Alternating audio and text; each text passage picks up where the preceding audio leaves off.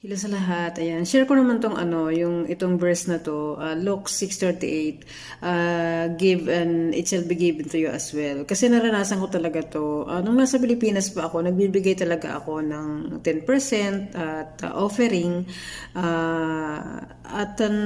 Naranasan ko na binibigay talaga niya, binabalik niya yung mga binibigay ko. So ngayon, sa patuloy ko na pagbibigay sa 10%, nakapunta ako dito sa abroad. So ngayon, nandito ako sa abroad ngayon at nagpapasalamat ako kasi talagang totoo talaga yung mga sinasabi niya na give and it shall be given to you as well.